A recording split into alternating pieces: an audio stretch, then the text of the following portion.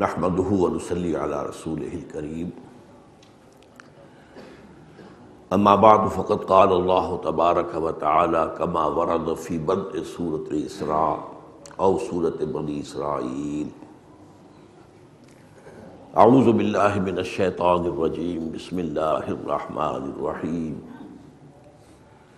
سبحان الذي أسرى بعبده ليلا من المسجد الحرام إلى المسجد الأقصى الذي باركنا حوله لنريه من آياتنا إنه هو السميع البصير وآتينا موسى الكتاب وجعلناه هدى لبني إسرائيل ألا تتخذوا من دوني وكيلا ذرية من حملنا مع نوح انه كان عبدا شكورا وقضينا الى بني اسرائيل في الكتاب لتفسدن في الارض مرتين ولتعلن علوا كبيرا فاذا جاء وعد اولاهما بعثنا عليكم عبادا لنا اولي باس شديد فجاسوا خلال الديار وكان وعدا مفعولا ثم رددنا لكم الكرة عليهم وأمددناكم بأموال وبنين وجعلناكم أكثر نفيرا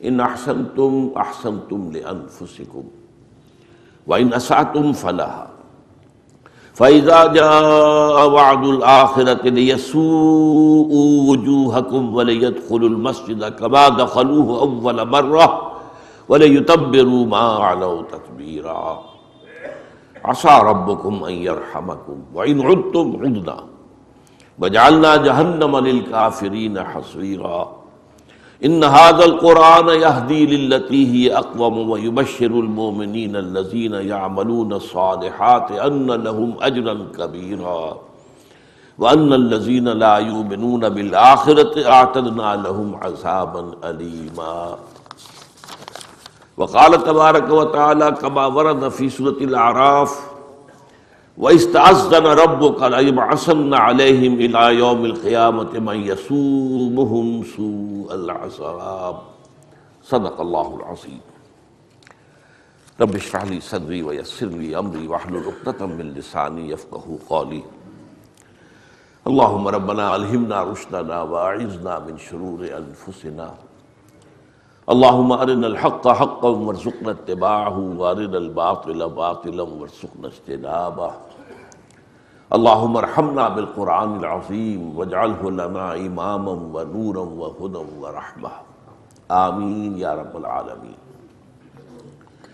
آپ کو یاد ہوگا احادیث نبویہ میں اور قرآن مجید میں سابقہ امت بنی اسرائیل جو امت مسلمہ تھی سابقہ، اس میں جو اعتقادی عملی اخلاقی خرابیاں پیدا ہوئیں خبر دے دی گئی تھی کہ وہ امت مسلمہ امت محمد میں بھی ہوگی،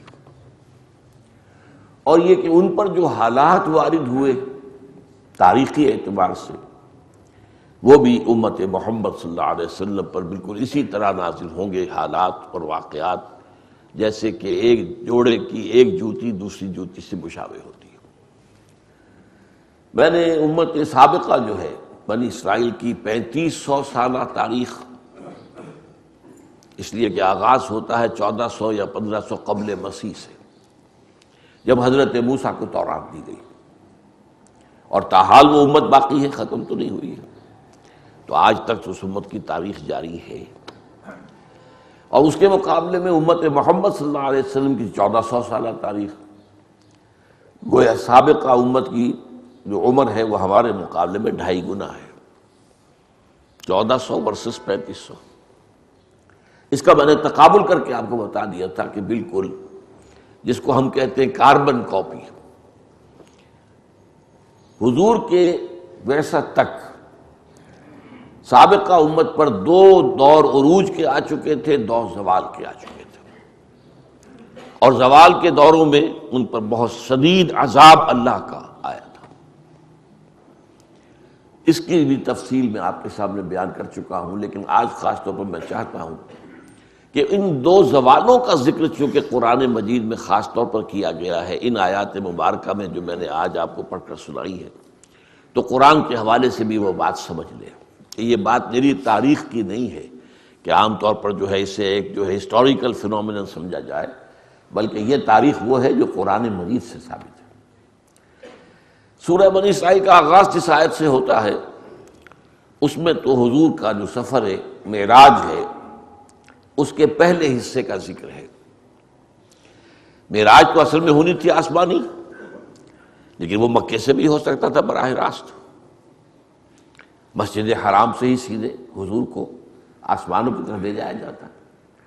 کوئی حکمت تھی کہ پہلے اس کا زمینی حصہ ہے جس کا ذکر یہاں ہے، سبحان الذی اسریٰ بعبدہ لیلا من المسجد الحرام الی المسجد الاقصی الذی بارکنا حولہ لنریہ من آیاتنا انہ هو السمیع البصیر۔ بڑی بابرکت ذات ہے اور بہت ہی پاک ہے پاک ذات جو لے گئی اپنے بندے کو صلی اللہ علیہ وسلم ایک رات مسجد حرام سے مسجد اقصی تک، تاکہ وہاں اسے اپنی آیات کا مشاہدہ کرائے۔ اس کی حکمت کیا تھی؟ اس کی حکمت یہ تھی کہ یروشلم یا بیت المقدس جہاں وہ مسجد اقصی تھی، یہ سابقہ امت کا مرکز تھا، بنی اسرائیل کا مرکز۔ وہیں حضرت سلیمان نے اپنی مسجد بنائی تھی، ہم تو اسے مسجد کہیں گے، قرآن مسجد کہتا ہے، اب وہ اسے چاہے ٹیمپل کہیں ہیکل کہیں جو چاہیں کہہ لیں، لیکن حضرت سلیمان کا بنایا ہوا ہیکل، کنگ سولومنز ٹیمپل جیسے، تو وہ مرکز تھا ان کا۔ اور یہاں جو مکہ مکرمہ ہے اب یہ مرکز بن رہا تھا امت محمد کا صلی اللہ علیہ وسلم۔ تو گویا کہ حضور کو پہلے سفر کا یہ حصہ طے کرا دیا گیا بطور علامت کہ سابقہ امت کا بھی کی ساری وراثت جو ہے دینی روحانی وہ بھی امت محمد کو منتقل ہو جائے گی۔ یہ حضور کی جو امت ہے امت محمد صلی اللہ علیہ وسلم، یہ اب ان دونوں سلسلوں کی، حضرت اسحاق سے چلنے والا سلسلہ اور حضرت اسماعیل سے چلنے والا سلسلہ، ان دونوں کو یکجا کر دیا جائے گا محمد عربی صلی اللہ علیہ وسلم کی بعثت میں۔ اس کے بعد فرمایا کہ وَآتَيْنَا مُوسَى الْكِتَابَ وَجَعَلْنَاهُ هُدًى لِبَنِي إِسرائیل۔ اس وقت میں آیات کا درس نہیں دے رہا ہوں، صرف اشارات کر رہا ہوں ان کے حوالے سے۔ اور ہم نے موسیٰ کو کتاب عطا کی اور اسے ہدایت نامہ بنایا بنی اسرائیل کے لیے۔ اب یہ بھی بات جو ہے بہت نوٹ کرنے کی ہے، میں نے کہا تھا کہ بطور قوم تو یہودیوں کی تاریخ حضرت یعقوب سے شروع ہو جاتی ہے، وہ تو گویا کہ 1800 قبل مسیح یا 1900 قبل مسیح کا معاملہ ہے، لیکن بطور امت شروع ہوئی ہے تاریخ جب کہ کتاب دے دی گئی، تورات دے دی گئی صحرائے سینا میں، اس کا ذکر کر دیا گیا۔ موسیٰ کو کتاب عطا کی اور اس سے ہم نے بنی اسرائیل کے لیے ہدایت نامہ بنایا، اور اس میں اشارہ ہو گیا یہ پوری نوع انسانی کے لیے ہدایت نامہ نہیں تھا۔ ہدی للناس تو یہ قرآن ہے جو حضور پر نازل ہوا ہے، ہدی لبنی اسرائیل، بنی اسرائیل کے لیے ہدایت۔ اللہ تتخذوا من دونی وکیلا، اب اس میں ایک نقطہ بیان ہو گیا کہ تورات کی اور قرآن کی سب کی مشترکہ تعلیم کا لب لباب کیا ہے؟ اللہ کے سوا کسی اور کو اپنا کارساز نہ سمجھنا، توحید کا یہ لب لباب، لا حول ولا قوت الا باللہ، اس بات کو ذہن نشین کر دیا جائے۔ اللہ تتخذوا من دونی وکیلا ذریۃ من حملنا مع نوح انہ کان عبدا شکورا، اور تم اولاد ہو انہی کی جنہیں ہم نے سوار کرایا تھا نوح کی کشتی میں، اور یقیناً ہمارا بندہ جو ہے نوح وہ بہت ہی ہمارا ایسا بندہ تھا جو شکر گزار تھا۔ اب اس کے بعد آ رہے وہ تاریخی حوالے۔ وَقَضَيْنَا إِلَىٰ بَنِي إِسْرَائِيلَ فِي الْكِتَابِ لَتُفْسِدُنَّ فِي الْأَرْضِ مَرَّتَيْنِ وَلَتَعْلُنَّ عُلُوًّا كَبِيرًا، اور ہم نے پہلے ہی بتا دیا تھا بنی اسرائیل کو کتاب میں، یعنی یہ پیشنگوئیاں تورات میں تھیں کہ تم 2 مرتبہ بہت سرکشی کرو گے، فساد مچاؤ گے دنیا کے اندر، گمراہی کی بہت نئی نئی جو ہے راہیں ایجاد کرو گے، تو یہ اور بہت زیادہ تم سرکشی کرو گے۔ اب اس میں نوٹ کیجئے گا کہ اس میں 2 دوروں کا ذکر ہے، لیکن ان پہلا دور میں نے بتایا تھا کہ اس میں آغاز ہوا تھا 700 قبل مسیح میں، جبکہ اسوریوں نے، آشوری یا اسیرینز شامی قوم، اس نے جو اسرائیل کی مملکت تھی اسے ختم کیا۔ قرآن اس کا ذکر نہیں کر رہا، قرآن اس دوسرے مرحلے کا ذکر کر رہا ہے جب کلدانی آئے، نبوکدنضر آیا، اور اس نے نہ صرف یہ کہ یروشلم کو برباد کیا بلکہ وہ جو مسجد تھی مسجد اقصیٰ اس کو بھی مسمار کر دیا۔ مسجد کے حوالے سے جو اہمیت اس کی تھی وہ پہلی بات کی نہیں تھی، وہ صرف ایک سیاسی واقعہ تھا، اس میں معاملہ یہ بھی تھا کہ مسجد اقصیٰ برباد کی گئی۔ تو فرمایا فَإِذَا جَاءَ وَعْدُ الْآخِرَةِ وَعْدُ أُولَاهُمَا، جب دو جو ہم نے کہے تھے دو مرتبہ ایسے آئیں گے تاریخ میں، جب ان کے پہلا موقع آیا بَعَثْنَا عَلَيْكُمْ عِبَادًا لَنَا أُولِي بَأْسٍ شَدِيدٍ، ہم نے تم پر مسلط کر دیے اپنے وہ بندے جو بہت جنگجو تھے، فرشس لوگ تھے، بہت سخت تھے۔ فَجَاسُوا خِلَالَ الدِّيَارِ، وہ تمہاری بستیوں کے اندر گھس گئے، تمام بستیوں کے اندر تہو بالا کر دی، تمہاری ساری آبادیاں تلپٹ کر دی۔ وَكَانَ وَعْدًا مَفْعُولًا، اور اللہ کا وعدہ پورا ہو کر رہا۔ پہلا دور تمہارا یہ آیا جو بغاوت کا تھا، فساد کا تھا، اس پر جو اللہ کے سزا کے کوڑے پڑے ہیں، میں آپ کو بتا چکا ہوں، لاکھوں یہودیوں کو یروشلم میں قتل کیا ہے، اور لاکھوں کو پھر وہ بھیڑ بکریوں کی طرح ہانک کر، ظاہر بات اور ٹرک تو ہوتے نہیں تھے اس زمانے میں جیسے کہ پی او ڈبلیوز کو جو ہے ٹرکوں میں سوار کرا کے لے جایا جائے، بلکہ وہ تو بھیڑوں بکریوں کے ریوڑوں کی طرح لے کر گئے ان کو، اور بیبیلونیا میں انہیں کیپٹیوٹی میں رکھا، اسے وہ کہتے ہیں ہمارا دور اسیری کیپٹیوٹی۔ لیکن اس کے بعد پھر اس کا ذکر یہاں نہیں ہے۔ اس کے بعد یہ کہ ایک دور آیا، انہوں نے توبہ کی، حضرت عزیر علیہ السلام کی دعوت پر لبیک کہا، انہوں نے اپنی اصلاح کی، عقائد بھی درست کیے، اپنے اعمال بھی درست کیے، تو پھر اللہ تعالیٰ نے انہیں عروج دیا۔ اس عروج کا ذکر نہیں ہے۔ پھر جو دوسرا زوال آیا اس کا ذکر ہے۔ اس میں پہلے عروج کی جو درمیان میں انہیں وقفہ ملا ہے اس کا ذکر کیا گیا ہے، ثم رددنا لکم الکرۃ علیہم، تمہاری اس پہلی شکست و ریخت کے بعد ہم نے تمہیں باری لوٹا دی ان پر، وَأَمْدَدْنَاكُمْ بِأَمْوَالٍ وَبَنِينَ وَجَعَلْنَاكُمْ أَكْثَرَ نَفِيرًا، اور تمہاری مدد کی بیٹوں سے بھی اور مال سے بھی، اور تمہاری تعداد بھی کثیر کر دی۔ اب یہ دوسرا عروج جو آیا، لیکن اس کے بعد ایک اصول بیان کر دیا، ان احسنتم احسنتم لانفسکم، اگر تم نے کوئی بھلا کیا اپنے لیے کیا، اس کا اجر و ثواب تمہارے لیے اللہ کے ہاں محفوظ ہے۔ وَإِنْ أَسَأْتُمْ فَلَهَا، کوئی برائی کمائی ہے تو وہ بھی اپنے اوپر کمائی ہے، وہ تمہارے نفس کے اوپر جو ہے وہ وبال جو ہے اس کے ذریعے سے آ کر رہے گا۔ فَإِذَا جَاءَ وَعْدُ الْآخِرَةِ، جب دوسرے عذاب کا وقت آیا، لِيَسُوءُ وُجُوهَكُمْ، اب یہاں پر وہ الفاظ محذوف ہیں، بَعَثْنَا عَلَيْكُمْ عِبَادًا لَنَا أُولِي بَأْسٍ شَدِيدٍ، ان کو قرآن مجید جو ہے الفاظ کے اندر کمی کرتا ہے، جہاں کوئی چیز از خود واضح ہو جائے تو اس کو محذوف کر دیتا ہے۔ تو تمہارے اوپر پھر مسلط کر دیے ہم نے جو بہت ہی خونخوار لوگ تھے، تاکہ تمہارے حلیے بگاڑ دیں۔ وَلْيَدْخُلُوا الْمَسْجِدَ كَمَا دَخَلُوهُ أَوَّلَ مَرَّةٍ، اور داخل ہو وہ مسجد میں جیسے کہ وہ داخل ہوئے تھے پہلی مرتبہ۔ جیسے نبوکدنضر نے تباہ کی تھی مسجد اقصیٰ، ایسے ہی ٹائٹس رومی نے دوبارہ جو ہے اس کو دوبارہ انہوں نے بنا لیا تھا، لیکن اس کو بھی تعبیر جو ہے اس کو اس نے ختم کر دیا۔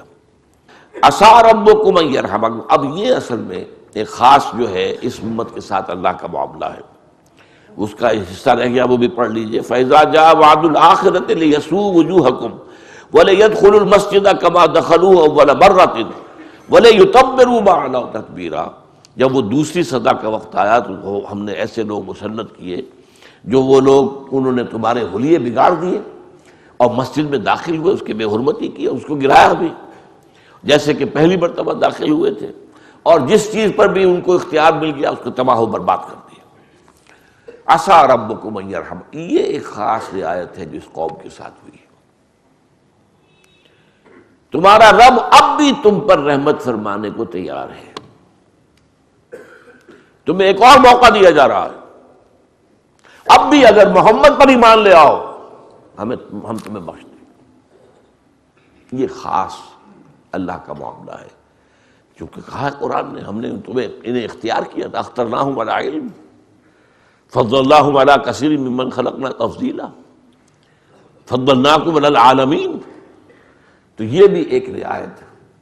ظاہر بات ہے حضرت نوح کی قوم کو تو یہ رعایت نہیں ملی تھی، حضرت ہود کی قوم کو، حضرت صالح کی قوم کو، وہ تو ہلاک کر دیے گئے تھے۔ انہیں موقع دیا جا رہا ہے۔ عَسَىٰ رَبُّكُمْ أَن يَرْحَمَكُمْ، اب بھی تمہارا رب تم پر رحمت کرنے کے لیے تیار ہے۔ وَإِنْ عُدْتُمْ عُدْنَا، اور اگر تم نے وہی روش اختیار کی جو پہلے تھی تو پھر ہم بھی وہی کریں گے جو ہم نے پہلے کیا تھا، پھر تم پر عذاب آئے گا، شدید ترین عذاب آئے گا، اس کا میں بعد میں ذکر کروں گا۔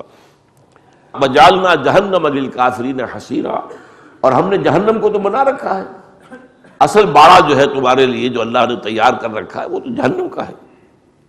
اب وہ ایمان لانے کے لیے دعوت دی جا رہی ہے، ان ھذا القرآن یہدی للتی ہی اقوم، دیکھو یہ قرآن تمہیں تورات دی تھی ہم نے، اب یہ قرآن اس شے کی طرف رہنمائی کر رہا ہے جو سب سے زیادہ سیدھی، اقوم، یہ افعل التفضیل کا صیغہ ہے، اس لیے کہ ہماری ہدایت جو نبیوں کے ذریعے سے آتی رہی تھی اب اپنے نقطۂ عروج کو پہنچی ہے اس قرآن کے اندر۔ اب محمد کی بعثت ہو گئی ہے، قرآن نازل ہو رہا ہے، اب تمہارے لیے موقع ہے، تلافی معافات کر سکتے ہو، اب بھی توبہ کرو، پلٹو، ایمان لاؤ۔ ان ھذا القرآن یہدی للتی ہی اقوم ویبشر المؤمنین الذین یعملون الصالحات ان لہم اجرا کبیرا، اور یہ قرآن بشارت دیتا ہے ان لوگوں کو جو ایمان لائیں اور نیک عمل کریں کہ ان کے لیے بہت بڑا اجر ہے۔ وَأَنَّ الَّذِينَ لَا يُؤْمِنُونَ بِالْآخِرَةِ أَعْتَدْنَا لَهُمْ عَذَابًا أَلِيمًا، اور یہ لوگ، وہ لوگ کہ جو آخرت پر ایمان نہیں رکھتے، ظاہر بات ہے وہی اللہ کو نہیں مانتے، وہ محبت کو کیوں مانیں گے؟ تو آخرت کا یقین ہو تب انسان چاہتا ہے سیدھے رستے پر چلنا۔ جب آخرت کا یقین کسی وجہ سے ذہنوں سے اوجھل ہو جائے، یا یہ تصور ہو کہ ہم تو بخشے بخشائے ہیں جی، ہمارا کوئی حساب کتاب نہیں ہے، تو پھر کیوں آدمی کاہے کو سیدھے راستے میں جائے گا؟ پھر تو جو بھی ہو، ہرچے باد آباد، جو چاہو کرو، بے حیا باش و ہرچے خائی کن، ایک دفعہ حیا کا پردہ ختم ہو جائے تو پھر جو چاہو کرو۔ تو آخرت کا معاملہ جو ہے وہ ہے اصل میں اہم ترین۔ وَأَنَّ الَّذِينَ لَا يُؤْمِنُونَ بِالْآخِرَةِ أَعْتَدْنَا لَهُمْ عَذَابًا أَلِيمًا، جو آخرت پر ایمان نہیں رکھتے ہوں گے اور یعنی اس کے نتیجے میں محمد پر اور قرآن پر ایمان نہیں لائیں گے صلی اللہ علیہ وسلم، ان کے لیے ہم نے ایک دردناک عذاب مہیا کیا ہے۔ اب بس ایک نقطہ نوٹ کر لیجئے، اس بدبخت قوم نے اس موقع سے بھی فائدہ نہیں اٹھایا، حضور کی دشمنی پر کمر کسی، حضور کی مخالفت میں شدید ترین یہ قوم جو ہے اس وقت سے چل رہی ہے حضور کی بعثت سے اور آج تک، اور اب قیامت کے قریب کے حالات جو آنے والے ہیں ان میں یہ شدید ترین معاملہ ہونے والا ہے۔ اس قوم کے اندر وہ جو ہے تو اس کی بدبختی کا منظر یہ ہے کہ اللہ نے انہیں جو ایک اور موقع دیا تھا، ایک خاص رحمت جو فرمائی تھی، اس سے بھی انہوں نے فائدہ نہیں اٹھایا۔ چنانچہ قرآن مجید میں پھر یہ فیصلہ بھی دے دیا گیا، وَإِسْتَأْذَنَ رَبُّكَ لَيَبْعَثَنَّ عَلَيْهِمْ إِلَىٰ يَوْمِ الْقِيَامَةِ مَن يَسُومُهُمْ سُوءَ الْعَذَابِ، اب طے کر دیا ہے تیرے رب نے کہ ان کے اوپر وہ مسلسل ایسے لوگوں کو مسلط کرتا رہے گا جو انہیں بدترین عذاب دیں گے۔ اور اس کی مثال ہے جو پچھلی صدی میں ہوئی ہے جرمنوں کے ہاتھوں، ان کے اپنے قول کے مطابق آپ اندازہ کیجئے 6 ملین، 60 لاکھ آدمی قتل کیے گئے۔ اگرچہ اس میں کچھ لوگوں کو کلام ہے، کچھ کہتے ہیں نہیں تعداد اتنی نہیں تھی، بعض تو کہتے ہیں ہے ہی کہانی، لیکن کہانی تو وہ نہیں ہے، وہ ایک واقعہ ہے، تاریخ کا واقعہ ہے، اسے محض کہانی قرار دینا درست نہیں ہے۔ ہاں یہ ہو سکتا ہے کہ اعداد و شمار میں کمی بیشی ہو، لیکن واقعہ یہ ہے کہ بدترین جو ہے عذاب پچھلی صدی میں ان پر آیا۔ بہرحال میں نے جو پچھلی مرتبہ عرض کیا تھا اس کے ضمن میں چند نکات میں اور چاہتا ہوں کہ آپ نوٹ کر لیں۔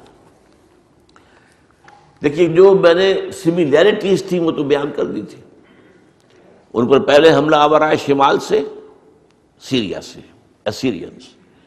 مسلمانوں پر پہلے حملہ آور آئے شمال سے، یورپ سے، کون؟ کروسیڈرز۔ ان پر دوسرے حملہ آور آئے مشرق سے، یعنی عراق سے، کیلڈینز، نظر مختصر۔ ہم پر دوسرے آئے مشرق ہی سے، لیکن کون؟ تاتاری۔ پھر ہمارا جو دوسرا دور زوال آیا، ان کا جو آیا وہ بھی یورپین قوتوں کے ہاتھوں آیا، یعنی گریکس اینڈ رومنس۔ لیکن ہم پر جو آیا وہ بھی یورپین کے ہاتھوں آیا، لیکن وہ مغربی یورپ کے لوگ تھے، برطانیہ، فرانس، اسپین، یہ ممالک، اٹلی، ان لوگوں کے ذریعے سے، اور پورچوگیز، یہ سب کے سب لوگ جو ہے یہ ہے کہ جن کے ہاتھوں آئے۔ یعنی عجیب بات نوٹ کر لیجیے، یہ تاریخ جغرافیہ کا مسئلہ ہے، کیونکہ بنی اسرائیل کی حکومت مختصر سے تھی۔ یہ اسرائیل کتنا بڑا تھا نوٹ تو کیجیے، اس وقت جو فلسطین کتنا بڑا ہے، لہذا ان پر یہ قریب ہی سے حملہ آور ہوئے، قریب سے اسیرین آ گئے، قریب سے عراقی آ گئے، قریب سے جو ہے وہ یورپ کی جو قریب ترین جو قومیں تھیں وہ آ گئی۔ عالم اسلام ایک بہت بڑی شے کا نام تھا، لہذا وہاں پر دور سے آئے ہیں.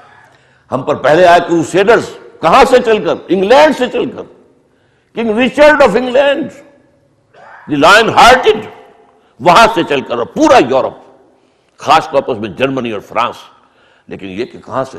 اس میں برطانیہ بھی شامل ہے. پھر ہم پر دوسرا جو دور آیا، تاتاری دور سے آیا. تاتاری جو ہے قریب کی قوم نہیں تھی، تاتاری تو بہت دور کی قوم تھی. پھر ہم پر جو دوسرا دور آیا، تیسرا دور کہیے، وہ آیا ویسٹرن دور کی نیشن جو تھی وہاں سے آئے. یہ قریبی جو ہے گریکس، اور یہ ان کا معاملہ ہمارے ساتھ نہیں ہوا. یہ تھوڑے تھوڑے سے فرق ہیں ان کے اندر. اچھا، ایک نکتہ اور میں آپ کو بتانا چاہتا ہوں. وہ جو علامہ اقبال نے کہا ہے کہ کبھی یہ نوجوان مسلم تدبر بھی کیا تو نے، وہ کیا گردوں ہے تو جس کا ہے ٹوٹا ہوا تارا. اپنے ماضی کے کچھ معاملات کو اگر انسان جانے، اور خاص طور پر نوجوان، تو دل میں ایک امنگ پیدا ہو. ہمارا جو پہلا دور عروج تھا عربوں کے زیر قیادت، اس میں ہم نے یورپ کے مغربی حصے کو اپنے قدموں تلے روندا ہے. ہسپانیہ سے داخل ہوا، اور ہسپانیہ پورا آئیبیرین پیننسولا، یہ صرف ایک ملک نہیں ہے، اور اس کے اندر جو ہے پرتگال بھی شامل ہے. یہ پورا کا پورا جو ہے فتح کر کے، اور پھر پائرنیز ماؤنٹینز کو کراس کر کے ہارٹ آف فرانس تک پہنچ گئے. یہ سارا علاقہ مسلمان کے قبضے میں آتا ہے. یورپ کا کتنا بڑا رقبہ ہے، کتنا بڑا تو ملک آئیبیرین پیننسولا کتنا بڑا ہے. پھر فرانس کا ہارٹ. پھر وہاں سے البتہ ریورسل شروع ہوئی. 632 میں حضور کا انتقال ہوا ہے. 732 میں پورے 100 برس بعد مسلمانوں کو شکست ہوئی ہے، بیٹل آف ٹورس فرانس کے اندر. تو جو بھی فرانس کا علاقہ تھا وہ انہیں چھوڑ کر پیچھے آنا پڑا. لیکن پھر جہاں تک آئیبیرین پیننسولا ہے وہاں تو 800 برس حکومت کی. اچھا، دوسرا دور عروج آیا ہمارا ترکوں کے زیر قیادت. اب یہ مشرق سے داخل ہوئے مسلمان ترک. انہوں نے مشرقی یورپ کا کتنا بڑا علاقہ فتح کیا. استنبول، قسطنطنیہ فتح کرنے کے بعد ایسٹرن یورپ کے یہ تمام ممالک جو ہیں سب ان کے زیر لگے. ویانا تک پہنچ گئے تھے، یہاں تک ان کا جو ہے محاصرہ جاری تھا. وہ تو بدقسمتی سے پھر پیچھے جو ہے وہ شیعہ حکومت جو تھی صفوی، اس نے حملہ کیا ہے ترکوں پر. تو پھر ترکوں کو واپس آنا پڑا ہے، کیونکہ اب پیچھے سے ان کا حملہ ہو گیا تھا تو اپنا بیک ڈور تو سنبھالنا تھا. ورنہ یہ کہ تقریباً یوں سمجھیے کہ آدھا یورپ اس وقت بھی مسلمانوں کے قبضے میں آ گیا تھا. تو یہ سملیرٹیز ہیں. اور ایک خاص نکتہ مجھے میرے ذہن میں آیا تھا کہ یہ جو عروج و زوال ہیں، اس میں یورپ کے معاملے میں ایک عجیب معاملہ ہوا ہے. ہمارا جب دوسرا دور زوال شروع ہوا، میں بتا چکا ہوں، وہ ہسپانیہ سے شروع ہوا جہاں مسلمانوں کا قتل عام ہوا. یہ 15ویں صدی کے آخر میں اور 16ویں صدی کے شروع میں ایک ایک شخص یا قتل ہو گیا، جلا دیا گیا، یا لوگوں کو بھر بھر کر جہازوں میں اور جا کر شمالی افریقہ کے ساحل کے اوپر پھینک دیا گیا، ڈمپ کر دیا گیا. لیکن عین اسی وقت جب کہ یورپ کے مغرب میں یہ ہمارا سورج ڈوب رہا تھا، یورپ کے مشرق میں طلوع ہو رہا، وہی زمانہ ہے جبکہ ترک مشرق میں داخل ہو رہے ہیں. تو یہ جو جہاں میں اہل ایما صورت خورشید جیتے ہیں، ادھر ڈوبے ادھر نکلے، ادھر ڈوبے ادھر نکلے، تو یہ صورتحال بھی جو ہے بڑی خوبصورتی کے ساتھ اس نقشے میں ہمارے سامنے آتی ہے. اچھا، اب میں آپ سے عرض کرنا چاہتا ہوں، میں نے آپ کو بتایا 2 عروج 2 زوال، یہودیوں کے بھی ہمارے بھی. لیکن 20ویں صدی عیسوی جو ہے اس کے آغاز میں ایک تیسرا عروج شروع ہوا ہے یہودیوں کا بھی، اور تیسرا عروج شروع ہوا مسلمانوں کا بھی. یہ 20ویں صدی بڑی عجیب ہے. اس میں 2 فینومینن چل رہے ہیں سائڈ بائی سائڈ. جیسے قرآن میں آیا ہے مرج البحرین یلتقیان بینہما برزخ لا یبغیان. اللہ نے 2 روئیں چلا دی ہیں، وہ ساتھ ساتھ چل رہی ہیں سمندر کے اندر. اس میں یہ پھیکا پانی، اس میں جو ہے کھاری پانی ہے نمکین، اور اس میں میٹھا پانی. میٹھے پانی کی رو چل رہی ہے سمندر میں، اور وہ ملتے نہیں ہیں آپس میں. مرج البحرین یلتقیان بینہما برزخ لا یبغیان. ان میں پردہ اللہ نے ایسا حائل کر رکھا ہے کہ وہ ایک دوسرے میں مدغم نہیں ہوتے، کوئی دوسرے کے اوپر چھا نہیں جاتا، غالب نہیں ہوتا. تو 2 روئیں جو ہیں حالات کی 20ویں صدی میں، ایک طرف تو ہمارا زوال بھی زیادہ اور گہرا اور گہرا اور گہرا اور گہرا، یہودیوں کا زوال بھی اور گہرا اور گہرا اور گہرا اور گہرا. ایک دوسری طرف ایک ارتقاء کا عمل، ایک رینائسنس، ایک نشرت ثانیہ، ایک احیائی عمل، یہ بھی دونوں ان امتوں کے اندر شروع ہوا ہے۔ اب اس میں آپ کے سامنے جو خاص بات لانا چاہتا ہوں، یہ تاریخ کا ایک عجیب معاملہ ہے یہودیوں کا۔ یہودیوں میں عروج کیسے شروع ہو گیا؟ تیسری مرتبہ انتہائی پسی ہوئی قوم، دبی ہوئی قوم، یعنی جب سے ڈائسپورا ان کو شروع ہوا ہے، ڈائسپورا شروع ہوا سن 70 عیسوی سے، انہیں نکال دیا گیا فلسطین سے، بھاگ جاؤ یہاں سے، نکل جاؤ، اور ہیکل سلیمانی مسمار کر دیا گیا، جو آج تک مسمار پڑا ہوا ہے، صرف ایک دیوار اس کی ہے، ویسٹرن وال، جہاں یہ جاتے ہیں، کوئی ماتم کرتے ہیں، کچھ روتے ہیں، کچھ کرتے ہیں۔ اس پورے دور کے اندر ان پہ 1500 برس تک، سن 70 کے بعد سے لے کر، انتہائی ذلت، مسکنت، ان سے شدید نفرت دنیا میں، لوگوں کو خاص طور پہ یورپ کے اندر شدید پرسیکیوشن، تشدد، نفرت ان سے، انہیں شہروں میں رہنے کی اجازت نہیں تھی، گھیٹوز میں رہو باہر، جیسے کہ کوڑیوں کے لیے کوئی علیحدہ بنا دیے جائے کہ شہر میں مت آنا، بس باہر رہو، تو یہ کہ ان کو علیحدہ رہو، یہ گندے ہیں، ان میں بدبو آتی ہے، یہ لوگ جو ہے اس قابل نہیں ہے کہ انہیں ہم اپنے شہروں کے اندر آنے دیں۔ ہاں ٹھیک ہے، آخر انسان ہے، کوئی کھانے پینے کے لیے، کوئی خرید و فروخت کرنے کے لیے، چلو 2 گھنٹے کے لیے، جیسے کرفیو 2 گھنٹے کے لیے کھول دیا جائے تو اجازت ہے، شہروں میں آ جاؤ۔ 1500 برس تک جس قوم کا یہ معاملہ رہا ہے، آج وہ اس انتہا کو پہنچی ہوئی ہے کہ اس کی مملکت قائم ہو چکی ہے، اسرائیل۔ وہ اپنے گھر میں لوٹ کر آ گئے، یروشلم دوبارہ فتح کر لیا، اور عالم عیسائیت پر ان کا قبضہ ہے۔ یہی عیسائی تھے جو اسے نفرت کرتے تھے، انہیں پرسیکیوٹ کرتے تھے۔ اور یہ بھی نوٹ کر لیجیے ہسٹوریکلی، جب مسلمانوں پر صلیبیوں کے حملے ہوئے ہیں، تو جہاں ان حملوں کے دوران مسلمانوں کا قتل عام ہوا، یہودیوں کا بھی ہوا ہے۔ عیسائی کہتے تھے یہ یہودی جنہوں نے ہمارے خدا کو صلیب دی ہے، خدا کا بیٹا خدا ہی ہوا نا، وہ تو خدا کا بیٹا جیسس، یہ صلیب دی ہے۔ اب آپ اندازہ کیجئے کتنی دشمنی ہوگی ان کے اندر، کس طریقے سے انہیں پرسیکیوٹ کرتے تھے۔ اسی طرح اسپین میں جب انہوں نے مسلمانوں کا قتل عام کیا ہے تو یہودیوں کا قتل عام بھی کیا ہے۔ گویا کہ 16ویں صدی کے آغاز تک معاملہ کیا تھا یورپ میں کہ عیسائی شدید نفرت کرتے تھے، پرسیکیوٹ کرتے تھے، تشدد کرتے تھے، اور ان پر ذلت اور مسکن طاری ہو گئی تھی یہ یہودیوں کے اوپر۔ لیکن ببی تفاوت رأس کجا آستاب کجا، کہاں 20ویں صدی کے اواخر میں آ کر یہ کہاں سے کہاں پہنچ گئے۔ 20ویں صدی کے وسط میں ان کی مملکت قائم ہو گئی، ان کا جو بنایا ہوا بینکنگ سسٹم پوری دنیا پر چھا گیا، ان کا بنایا ہوا ہے۔ یہ بنوک، یہ فکر چالاک یہود انہوں نے بنایا ہے، اور یہ پوری دنیا پر چھایا ہوا ہے۔ اور آپ کو معلوم ہے دنیا کی تعداد میں، دنیا میں انسانوں کی جو نفری ہے، اس میں مذہبی اعتبار سے سب سے زیادہ تو عیسائی ہیں نا، 2 ارب کے لگ بھگ ہیں، اور وہ اس وقت پوری طرح تابع ہیں، یہود کے قبضے میں ہیں۔ ان میں خاص طور پر جو ویسٹ ہیں، وائٹ اینگلو سیکسن پروٹیسٹنٹس، وہ تو ان کے پکے پکے جو ہیں اعلی کار ہر معاملے کے اندر۔ یہ اتنا بڑا انقلاب کیسے آیا؟ یہ ایک بہت اہم مسئلہ ہے سمجھنے کا تاریخ کا۔ اس کی جو کی ہے وہ کیا ہے؟ تاریخی اعتبار سے چند باتیں نوٹ کر لیجئے۔ جب طارق ابن زیاد ہسپانیہ فتح کر رہا تھا، یہودیوں نے اس کی مدد کی تھی، اسے راستے بتائے تھے، ادھر سے جاؤ، ادھر سے جاؤ، ادھر سے حملہ کرو۔ وجہ کیا تھی؟ کہ ہسپانیہ میں ان پر شدید تشدد ہوتا تھا، پرسیکیوٹڈ مائنورٹی تھے، عیسائی ان سے نفرت کرتے تھے، دباتے تھے، مارتے تھے۔ تو آپ کو معلوم ہے دشمن کا دشمن تو دوست بن جاتا ہے۔ تو یہاں انہوں نے مسلمانوں کی مدد کی، نتیجہ کیا نکلا؟ اب مسلمانوں نے ان کی قدر کی، اور مسلم اسپین جو ہے، بن گوریون نے اپنی کتاب میں لکھا ہے، Muslim Spain was the golden era of our diaspora.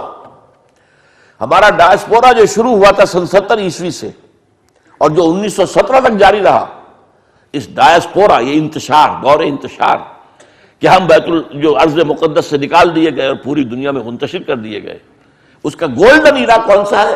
وہ مسلم اسپین ہے. وہاں ان کی عزت کی گئی، ان کو وہ حیثیت حاصل ہو گئی. انہوں نے چونکہ مدد کی تھی فتح کرنے میں، وہ فوری اس کا جو ہے منطقی نتیجہ یہ تھا. اور وہاں پر جو ہے اب نوٹ کیجئے، وہاں بیٹھ کر انہوں نے یورپ میں عیسائیت کی کے اندر نقب لگائی، عیسائیت کے اوپر حملہ کیا. وہ کس طور سے؟ ہسپانیہ کی یونیورسٹیاں تھیں اس وقت دنیا میں جن سے کہ روشنی پھیل رہی تھی علم کی. وہ بغداد سے یہ معاملہ منتقل ہو کر آ چکا تھا اسپین میں. یہاں پہ بڑی بڑی کورڈووا، گریناڈا، تولیتلا، جسے ٹولیڈو کہتے ہیں، ٹولیڈو، گریناڈا، اس کی بڑی بڑی یونیورسٹیاں تھیں. یہ علم کا، تہذیب کا، تمدن کا، روشنی کا بہت بڑا مرکز ہسپانیہ. اب یہاں پر سے جو یونیورسٹیوں سے پڑھنے آتے تھے، بالکل قریب میں جو ممالک ہیں وہ کون سے ہیں؟ ہسپانیہ کے ساتھ لگا ہوا فرانس ہے، جہاں مسلمان داخل ہو گئے تھے. فرانس کے ساتھ ملا ہوا جرمنی ہے. نیچے ایک ٹانگ کی نیچے شکل نکلتی ہے اٹلی کی. خاص طور پر ان تین ملکوں سے نوجوان آتے تھے پڑھنے کے لیے. لیکن جس طرح ہمارے نوجوان جاتے ہیں امریکہ یا انگلینڈ، لیکن بدقسمتی سے ہمارے نوجوان وہیں کے ہو کے رہ جاتے ہیں. یہ آئے ہیں واپس اپنے ملکوں کے اندر. انہوں نے آ کر یہودیوں نے وہاں پر، اور وہاں پر وہ بہت اچھی حالت میں تھے، ان کے اندر کچھ خیالات کے جراثیم پیدا کیے. وہ جراثیم لے کر یہ اپنے اپنے ملکوں کو واپس آئے. ان جراثیم کے ذریعے سے ان تین ملکوں کے اندر دو تحریکیں اٹھی: اصلاح مذہب، ریفارمیشن، اور رینیسنس، احیاء العلوم. اب احیاء العلوم کی تحریک کا بھی نتیجہ یہ نکلا، جب فزیکل سائنسز کو عروج ہونا شروع ہوا، اس کا ایک منطقی نتیجہ نکلا. انسان کی سوچ میں ایک تبدیلی آئی. بھئی یہ خدا ہے یا نہیں ہے یہ تو پتہ نہیں، یہ کائنات تو ہے نا، یہ تو ریئل ہے. خدا تمہارے اپنے ذہن کا تصور ہے یا ہے یا ہے یا ہے نہیں ہے، کچھ نہیں، کوئی ثبوت تو نہیں ہے ہمارے پاس. لہذا توجہ کرو اس میٹیریل ورلڈ کے اوپر. ساری توجہ جو ہے فزیکل سائنسز کے اوپر اب اس اعتبار سے مرتکز ہو گئی. اسی طرح یہ روح کوئی شے ہے یا نہیں ہے کیا پتا، کس نے دیکھی؟ کوئی وزن بھی اس کا نہیں کیا جا سکا آج تک. تو وہ روح کسے کہتے ہیں؟ یہ جسم تو ہے نا. Take care of this body, اس جسم کے لیے بہتری کا جو ہے، اس کی بہبود کا، اس کی تمام ضرورتوں کی فکر کرو. روح ہے یا نہیں ہے چھوڑو اس مسئلے کو. یہ بحث ایک منطقی سی بحث ہے. اسی طرح نمبر 3، کوئی اور زندگی ہے یا نہیں، لائی آفٹر ڈیتھ، کیا پتا ہے کہ نہیں؟ کس نے آگے بتایا واپس مرنے کے بعد؟ کوئی نہیں جانتا. یہ زندگی تو ہے نا، اسے سنوارو. اب تمہارا نظام ہونا چاہیے، تمہاری تہذیب ہونی چاہیے، تمہارے اندر جو ہے سوشل سیکیورٹی کا نظام ہونا چاہیے. بہتر زندگی بناؤ، بہتر ریاست قائم کرو. یہ 3 versus 3، اس پر میرا ایک کتاب چاہے اسلام کی نشرت ثانیہ کرنے کا اصل کام، کہ اس مغربی تہذیب کا جو مرکزی نقطہ ہے وہ کیا ہے. وہ یہ نہیں کہتے کہ ہم خدا کا انکار کرتے، کیا پتا بھائی ہے یا نہیں ہے، ٹھیک ہے ہوگا، we don't say he is not their, لیکن یہ کہ کچھ آپ ثبوت تو نہیں ہے نا. کائنات ہے اصل شے، اس پر توجہ کرو. روح ہے یا نہیں ہم نہیں کہتے کہ نہیں ہے، ہوگی، لیکن جسم تو ہے نا، اس میں تو اختلاف نہیں ہے. تو ساری توجہ اس پر کرو. یہ حیات دنیاوی تو ہے نا، اس کا کوئی انکار کر سکتا ہے؟ اس کا تو کیا پتا ہے یا نہیں. آخرت کی خبر خدا جانے. تو یہ ہے اصل میں شفٹ آف ایمفیسس. ذات باری کی بجائے کائنات، روح کی بجائے جسم، حیات اخروی کی بجائے حیات دنیاوی. اور دین اور مذہب کا مرکزی نقطہ کیا ہے؟ کہ اصل زندگی آخرت کی زندگی ہے. وَإِنَّ الدَّارَ الْآخِرَةَ لَهِيَ الْحَيَوَانُ لَوْ كَانُوا يَعْلَمُونَ. تو مذہب کی جڑ کٹ گئی کہ نہیں کٹ گئی؟ یہ سارے اثرات اصل میں اس رینیسنس کی اس موومنٹ کے اندر، اور اس میں یہودیوں کا فکر جو ہے، اور وہ عیسائیت کو کرپٹ کرنے کے لیے، معاشرے کو کمزور کرنے کے لیے انہوں نے یہ چالیں چلی. اصلاح مذہب میں انہوں نے کیا کیا؟ یہ کیا ہے؟ یہ جو ہے پوپ مختار مطلق بن کے بیٹھا، وہ نہیں بھائی، بائبل ہے تمہارے سامنے، بائبل پڑھو. This is the word of God. Pope تو ایک انسان ہے نا. تو پاپائیت کے خلاف بغاوت، یہ ریفارمیشن ہے. پوپ جب تک تھا ایک نظام تھا ان کا مذہبی، لیکن یہ کہ اب اس نے بغاوت کروائی. اور یہ نوٹ کر لیجئے کہ یورپ کے ممالک میں بلکہ پوری دنیا میں اس اعتبار سے انگریز جو ہے، اینگلو سیکسنز، ان میں ایک عجیب صلاحیت ہے. ایک طرف یہ اپنی روایت کو بھی پکڑے رکھتے ہیں مضبوطی سے، لیکن ہر نئے آئیڈیا کو بھی لینے کو تیار ہوتے ہیں، اس کو اپنے اندر انکارپوریٹ کر لیتے ہیں. یہ نہیں کہ پہلی چیز کو ختم کر کے دوسری شروع کی جائے، پہلی بھی رہے، ہماری روایات ہیں. آج تک بادشاہت بھی رکھی ہوئی ہے اور بہترین جمہوریت بھی ہے، لیکن بادشاہت ہے، علامتی کہہ لیں، سمبولک کہہ لیں، لیکن رکھی ہوئی تو ہے نا. فرانس میں تو خاتمہ ہوا، جرمنی میں خاتمہ ہوا، ہر جگہ خاتمہ ہوا، یورپ میں اور کئی ممالک میں بھی ہے، لیکن اس میں سب سے زیادہ جو ہے ان انگریزوں میں ہے. انہوں نے اس سارے تھاٹ کو قبول کیا سب سے آگے بڑھ کر.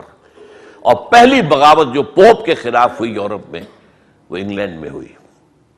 چرچ آف انگلینڈ قائم ہو گیا علیحدہ، nothing to do with the Pope, we are independent. تو وہ جو ایک مرکزیت تھی ان کے نظام میں، اس کو ختم کر دی. پھر انہوں نے توجہ کر دی کہ بائبل پڑھو. اب جب بائبل پڑھتے ہیں تو آپ کو معلوم ہے بائبل میں اتنا حصہ اگر ہے اولڈ ٹیسٹمنٹ کا تو اتنا سا حصہ ہے نیو ٹیسٹمنٹ کا. عیسائیت کا تعلق نیو ٹیسٹمنٹ سے ہے، یہودیت کا تعلق سارا کا سارا اولڈ ٹیسٹمنٹ سے ہے. تو اب عیسائیوں پہ آنکھیں کھلی کہ اصل شے تو یہ ہے، اصل تو یہی قوم ہے، ابراہیم کی اولاد یہ ہے، یہ اسحاق اور یعقوب کی اولاد ہیں، ان کو اللہ تورات دی گئی. تو اس سے جو یہودیوں کی ایک جو ان کی ایک ذہنی فکری مذہبی جو ہے ان کے اوپر ایک روب کی کیفیت طاری ہوئی، اور ایونجلزم شروع ہوا، سارا زور بائبل پر. ایونجلسٹ ایک بڑی تحریک اٹھی. تو یہ دو کام ہوئے ہیں جن کو وہ اصلاح مذہب کہتے ہیں. تیسرا کام جو کیا ہے یہ نوٹ کر لیجئے، اب یہ حقائق ہیں. اس پورے دور میں یورپ میں جو بڑے بڑے فلسفی ہیں سب یہودی، بڑے بڑے سائنسدان سب یہودی. ڈاروین ہے تو یہودی ہے، مارکس ہے تو یہودی ہے، آئنسٹائن ہے تو یہودی، سب کے سب یہودی. ذہانت ان کے پاس ہے، اگرچہ اس کا سب سے بڑا مصرف یہ سازشوں کے اندر کرتے ہیں، سازشیں بنانے میں. ایول جینیس، اس میں شک نہیں کہ ذہانت آج بھی ہے ان کے اندر. آج بھی آپ جا کے امریکہ میں دیکھ لیجیے، جتنے تعلیمی ادارے ہیں وہاں پہ پروفیشنل ادارے ہیں، ان کے اندر ٹاپ کے اوپر تو یہودی بیٹھا ہو. تو اس طریقے سے وہ گویا کہ کنٹرول کر رہے ہیں. نہ صرف مالیاتی کنٹرول ہے، ان کا ذہنی کنٹرول ہے، ان کا علمی کنٹرول ہے، ان کا دبدبہ ہے. تو اس اعتبار سے انہوں نے یورپ میں ایک نئی فکری جو ہے تحریک شروع کر دی. اسلام نے سکھایا تھا حریت، آزادی، کوئی انسان کسی انسان کا غلام نہیں ہے. انہوں نے کہا آزادی اتنی، خدا سے بھی آزادی، مذہب سے بھی آزادی. یہ جو لبرلزم کی تحریک چلی ہے، آزادی، آزاد خیالی، آپ کے جو جی میں آئے کہو، جو گلے میں جو آئے وہ تانے اڑاؤ، لبرل. نمبر دو، اس کے اندر سیکولرزم کا زہر جو گھولا پہلے انہوں نے گھولا ہے.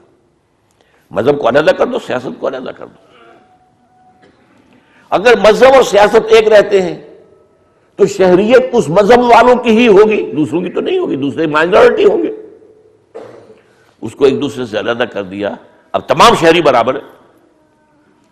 پہلے یہودی کی حیثیت کوئی نہیں تھی، اب سیکولرزم میں یہودی برابر ہے.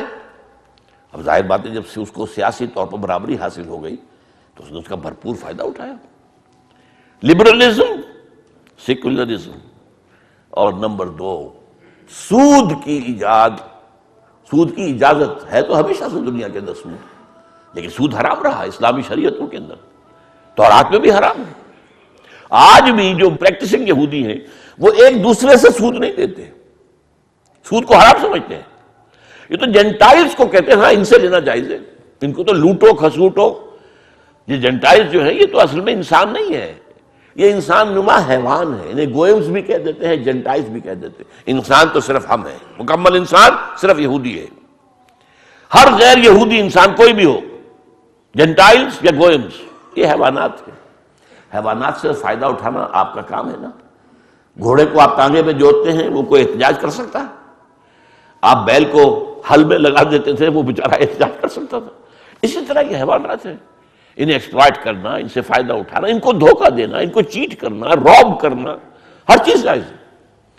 قرآن مجید میں بھی ہے لیس علینا فی الامیین سبیل، ہمارے اوپر کوئی مواخذہ ہی نہیں ہے ان امیین کے بارے میں، ہم جس طرح چاہیں دھوکہ دیں، جس طرح چاہیں ان پر فریب کریں، جس طرح چاہیں انہیں لوٹیں، ہمیں حق حاصل ہے۔ لیس علینا فی الامیین سبیل، ہمیں کوئی جو ہے ملامت ہو ہی نہیں سکتی، ہم جو چاہیں کریں ان کے ساتھ۔ تو اس اعتبار سے انہوں نے بینک کی اجازت لی سود کی، پوپ کہ جب تک پوپ کا اقتدار تھا سود حرام تھا۔ دونوں قسم کے سود، یہ جو آج کل کچھ لوگ جو ہوتے ہیں، جو کچھ اے بی سی آ جاتی ہے کچھ معاشیات کی، صرف الف بیتے پڑھ لیتے ہیں، یوزلی اور ہے جی، اور کمرشل انٹرسٹ اور ہے، یہ دونوں حرام تھے یورپ کے اندر، ایبسولوٹلی، دونوں ہی حرام ہیں ہمیشہ سے۔ ایک ہی شے ہے، اس کی شکلیں بدلی ہوئی ہے، ایک ہی چیز ہے، روا ایک ہی چیز ہے، چاہے وہ بینک انٹرسٹ ہے، چاہے کمرشل انٹرسٹ ہے، چاہے یوزلی ہے، کچھ بھی ہے، یہ حرام تھا مطلقاً یورپ کے اندر۔ اور اس کو سب سے پہلے پھر اس کے اوپر بینک جو بنا ہے وہ بھی بینک آف انگلینڈ بنا ہے۔ یہ ویسٹ جو ہے، میں نے پہلے بھی یہ لفظ استعمال کیا تھا، وائٹ اینگلو سیکسن پروٹیسٹنٹس، یہ سب سے بڑے اعلی کار ہیں یہودیوں کے۔ اور جب انگلینڈ کے اندر ان کو جو ہے جنت مل گئی، انگلینڈ میں ان کا جو مقام ہو گیا، یوں سمجھیے کہ جو مقام کبھی اسپین میں مسلمانوں نے دیا تھا اس سے کہیں بڑھ کر مقام جو ہے انہیں حاصل ہو گیا انگلینڈ کے اندر۔ تو انہوں نے کہا یہ ہمارا نیو اسرائیل ہے، انہوں نے کہا یہ ہمارا اسرائیل ہے، یہ اب ہمیں یہاں پر وہی حالات، وہی کیفیات حاصل ہے جو کبھی اسرائیل کی مملکت میں حاصل تھے۔ اور اس کے بعد آپ کو معلوم ہے جب امریکہ کی دریافت ہو گئی، وہ جو کولمبس نے دریافت کیا اور پھر کولونائزیشن شروع ہوئی ہے امریکہ کی، اور پھر یہ وہاں جا کر، اور خاص طور پر جس کو نیو انگلینڈ کہتے ہیں امریکہ کا، یونائٹڈ اسٹیٹس آف امریکہ کا جو کونا ہے، شمال مشرقی کونا ہے، اسی میں نیو یارک بھی ہے، اسی میں یہ بoston وغیرہ، یہ بڑے بڑے شہر ہیں، یہ نیو انگلینڈ کہلاتا ہے۔ اور اس کے اندر یہودی جا کر آباد ہوئے، اور اسے بھی ان کا یہ ہمارا اسرائیل ہے۔ اس وقت دنیا میں یوں سمجھیے ان کے کہنے کے مطابق 3 اسرائیل ہیں۔ ایک اسرائیل نامی مملکت جو مڈل ایسٹ میں قائم ہوئی، جس کے لیے پہلا قدم بالفور ڈکلریشن کے ذریعے 1917 میں آیا، اور دوسرا یہ کہ 1948 میں قائم ہو گئی ریاست۔ اور ایک انگلستان ہے، انگلینڈ ہے، اور ایک امریکہ، اور یہی دونوں ہے west, white Anglo Saxon Protestants, اور یہ بالکل اعلی کار ہیں، یہ در حقیقت یہود کے پنجے میں ہیں۔ انہوں نے جب بینکنگ ایجاد کر لی، اب سازش دیکھیے کیا کرتے تھے، یورپ کے اندر بے شمار قومیں، بے شمار ملک، ان میں لڑائی کرواتے تھے پہلے سازش کے ذریعے سے۔ جب جنگ ہوئی، اب دونوں حصوں کو، اب انگلستان کی فرانس کی جنگ ہو رہی ہے، انگلستان کی حکومت کو بھی قرض چاہیے اسلحہ کے لیے، اور فرانس کی حکومت کو بھی چاہیے، دونوں کو یہ بینکرز جو تھے یہودی وہ قرض دیتے تھے، اور جو ہے من مانا ان سے سود وصول کرتے تھے۔ اس طرح ہوتے ہوتے پورے یورپ کے اندر انہوں نے اپنی جڑیں، جیسے کہ کینسر ہوتا ہے، وہ ایک جگہ سے جب پھیلتا ہے تو پورے جسم کے اندر پھیل جاتا ہے، اس طریقے سے پورے یورپ کو انہوں نے اپنی گرپ میں لے لیا۔ مالیاتی اعتبار سے جو تسلط قائم ہو گیا، سیاسی اعتبار سے برابر کے ہو گئے کہ ہم بھی شہری تم بھی شہری۔ اب ظاہر بات ہے کہ ہمارے اور تمہارے درمیان فرق کیا ہے، ہمارے حقوق وہی ہیں، شہریت کے حقوق ہیں، اور وہی جیسے۔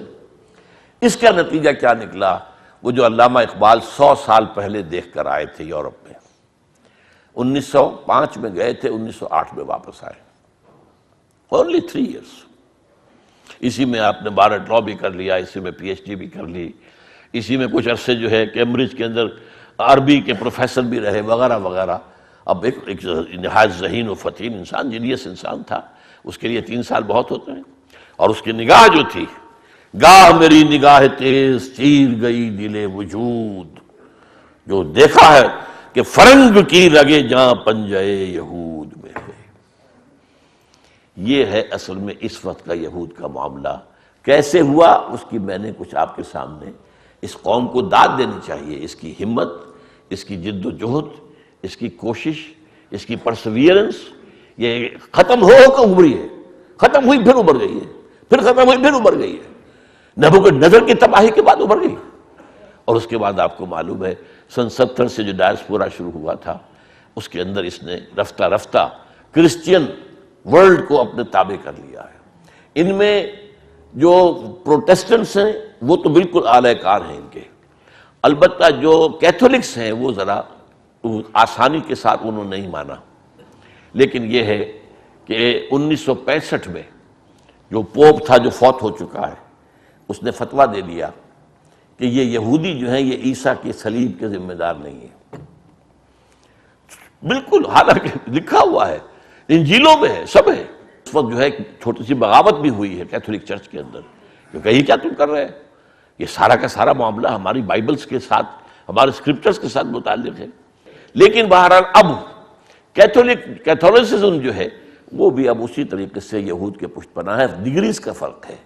امریکہ بہت زیادہ ہے، برطانیہ اس کا چھوٹا بھائی سمجھ لیجئے، لیکن یورپ جو ہے وہ بھی اب رفتہ رفتہ، لیکن اتنا نہیں ہے، فرق ڈگریز کا موجود ہے۔ یہ ہے پس منظر اس وقت کے جو حالات ہیں دنیا کے۔ یہ تو میں نے آپ کو بتایا کہ تھرڈ رائز جو یہود کا ہوا کیسے ہوا، پہلا رائز، پھر ڈاؤن فال، پھر رائز، پھر ڈاؤن فال، لمبا ڈاؤن فال، بہت لمبا۔ لیکن پھر جو تھرڈ رائز شروع ہوا اس کا فینومینن کیا ہے؟ امت مسلمہ میں، امت محمد میں جو نشرت ثانیہ جو ہو رہی ہے، جس کا عمل شروع ہو گیا تھا پچھلی صدی کے ربع اول کے بعد، اس کے بارے میں تذکرہ کروں گا۔ ہسٹوریکلی آپ سمجھیں کہ اس وقت دنیا میں یہ اسلام کے لیے جو کام ہو رہے ہیں کس کس انداز میں ہو رہے ہیں، اور اس کا جو ہے آخر، جب اس کا آخری جو ہے شو ڈاؤن جسے کہیں گے، وہ ایک علیحدہ مسئلہ ہے، اس میں پھر انشاءاللہ گفتگو ہوگی۔ اقول قولی ھذا واستغفر اللہ لی ولکم ولسائر المسلمین والمسلمات۔